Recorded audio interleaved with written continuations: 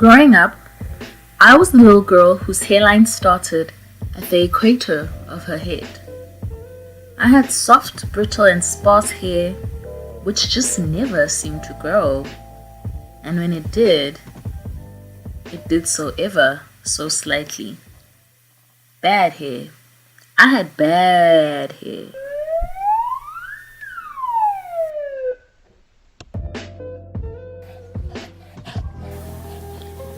I remember my mom expending much time and effort into trying to get my hair to grow. She'd often braid my hair with wool. I didn't like it.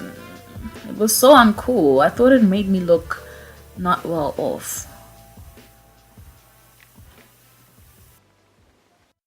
Eventually, I did end up getting cool hairstyles.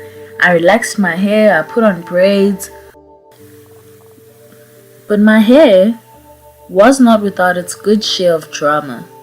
It would grow and all of a sudden grow no longer. But then it got worse. I developed a bald patch at the right-hand side of the back of my head. My hair would grow, and then a few months later, this bald patch would appear. I'd cut it to start afresh, and a few months in, this patch would be there again.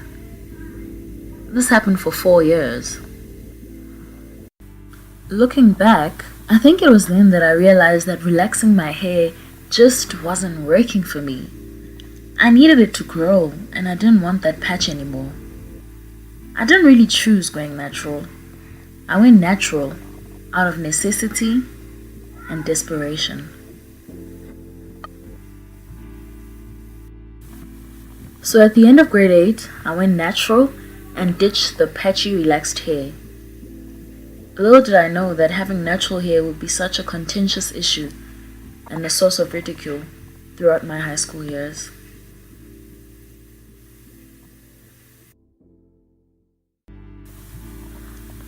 Former Model C schools are not the place for anything, person, or value that is not steeped in Eurocentric standards, principles, or culture. You guessed it. I went to a former Model C school.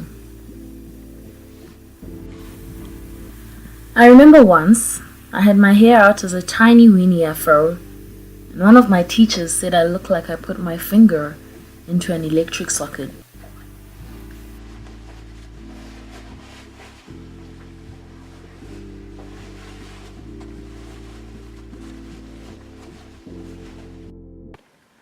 I remember another time when our deputy headmaster was addressing us on personal grooming and hair rules, said girls must keep their hair neat. And afros were only cool in the 1980s. And so we needed to let go of that hairstyle.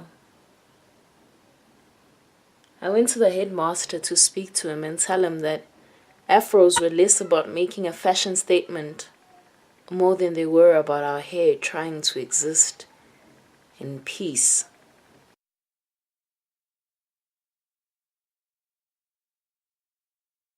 This brother here, myself, all of us were born with our hair like this, and we just wear it like this because it's natural. Black is beautiful. Greenwood. Said I want it free. Greenwood. But I think the last straw for me was when the policing of black girls' hair intensified through the enforcement of subtle but insidiously discriminatory hair rules. At one point, the school was saying girls weren't allowed to shave their heads bald. Why?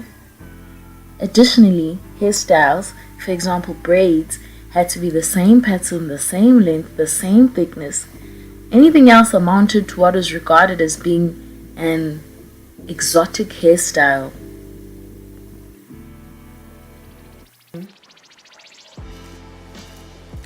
One day when there was a crackdown on the said exotic hairstyles, my teacher suggested that if we failed in keeping these hair rules, then the school would take away the privilege of getting braids.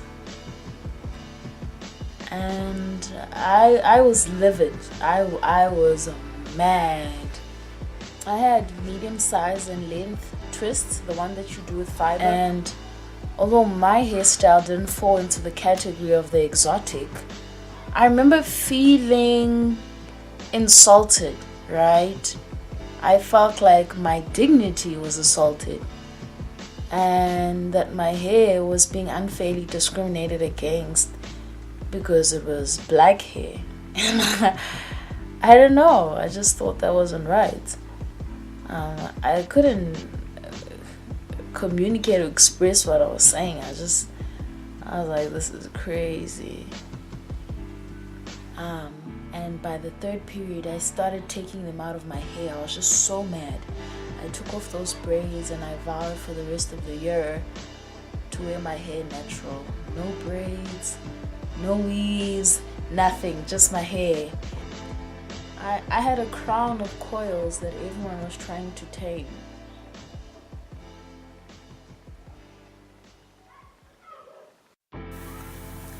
I wasn't surprised at all when the hair protest broke out at Pretoria High School for Girls in 2016.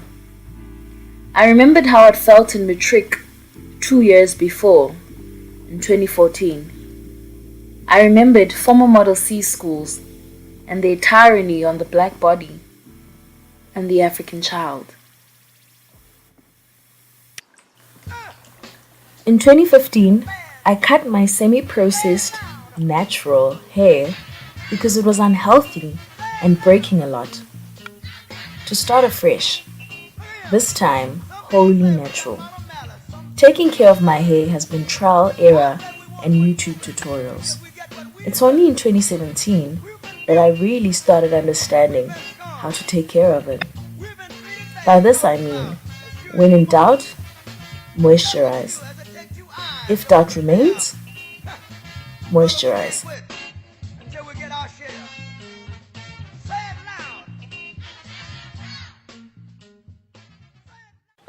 This is the longest my hair has ever been in my life. I like the relationship I have with it. Often, sometimes, it frustrates me. I like how it subverts hegemonic beauty standards. I like what it does for women's empowerment. I love that it's beautiful. I love that it's good hair. Black hair is good hair.